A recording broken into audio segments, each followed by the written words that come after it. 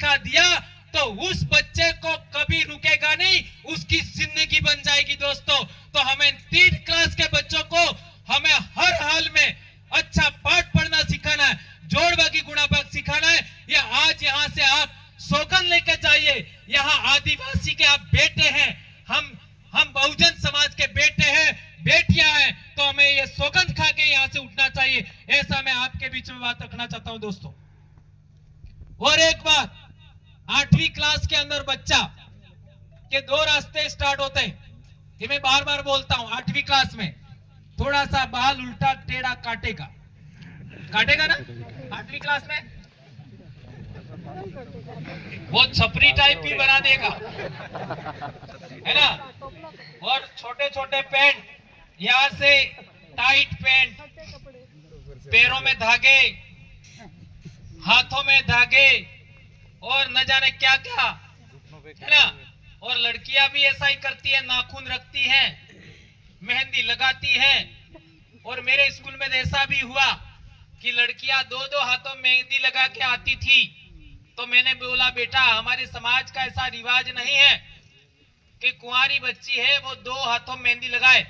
तो बच्चियों ने बात मान ली। आज की तारीख में ऐसा कुछ नहीं। मेरे स्कूल के अंदर किसी भी बच्ची का नाखून बड़ा नहीं मिलेगा। मेरे स्कूल में आके आप चेक कर सकते हो, नहीं मिलेगा, क्योंकि मैं चेकअप करता हूं। हमारे पीटीआई साहब को भी कह दिया है, कम से कम इस बात पर हम लोगों को, बच्चों को अवेयर करना चाहिए। हम लोग बोलते हैं तो नहीं है। तो मैं उदाहरण दे रहा था, तो बात आगे बढ़ गई। लेकिन 8वीं क्लास में बच्चा इस तरीके की एक्टिविटीज थोड़ा अलग टाइप की करता है। उस समय बच्चे को यदि आपने पाठ पढ़ना सिखा दिया पहले 7वीं तक, और जोड़ बाकी गुणा भाग सिखा लिया, अंग्रेजी में पाठ पढ़ना सिखा दिया, तो वो बच्चा पढ़ाई की ओर मुड़ेगा। यह आपका भी बच्चा हो सकता है, और आप जिस स्कूल में बच्चों को पढ़ाते हैं वो बच्चा भी हो सकता है।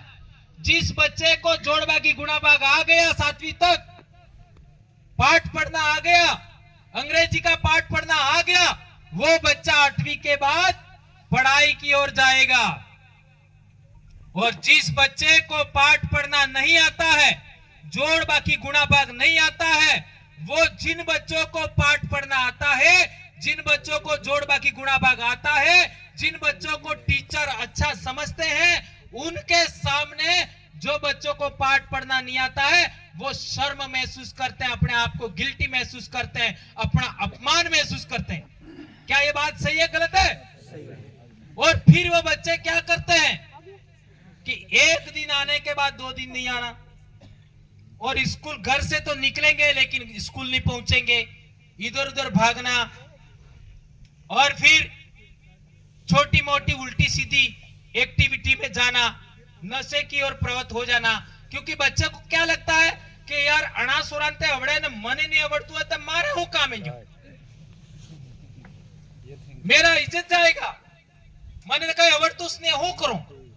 तो बच्चे के दिमाग में ऐसा हो जाता है, और बच्चा है उसकी एक्टिविटीज बदल जाती है। और आप लोगों ने देखा होगा, हर एक स्कूल के अंदर 8वीं क्लास में 2 से 3 बच्चे स्कूल छोड़ते हैं।